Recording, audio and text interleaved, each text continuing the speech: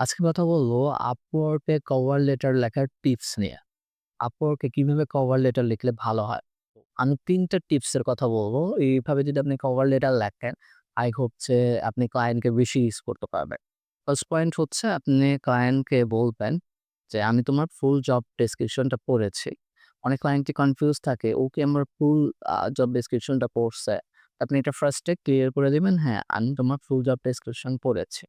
এবং পড়েছেন এটার প্রুফ হিসেবে যে আমি এই বুঝেছি এই জিনিসটাও লিখে দিলাম। যে আমি বুঝেছি যে তোমার একটা ফুল ওয়েবসাইট ডিজাইন দরকার। এই টপিকে তোমার এই টপিকে বিজনেস আছে। এভাবে জিনিসটা এক্সপ্লেইন করে দিবেন তাহলে ক্লায়েন্ট আরো ভালোভাবে বুঝতে পারবে। দেন যখন ক্লায়েন্ট বুঝতে পারবে যে হ্যাঁ, আপনি জব প্রেসক্রিপশন পড়ছেন এবং বুঝছেন, তাহলে কিন্তু আপনার বাকি কভার লেটারের অংশটুকু সে কিন্তু পড়বে। আর বাকি অংশগুলোতে আপনি কি লিখতে পারেন? যে আমি কাজটা কিভাবে করব, কতদিন টাইম লাগবে? এই ব্যাপারগুলো এক্সপ্লেনেশন করে দিবেন এবং লাস্টে ক্লায়েন্টকে বলতে পারেন যে, "আমি তোমার মেসেজের জন্য, ফিডব্যাকের জন্য ওয়েট করতেছি।"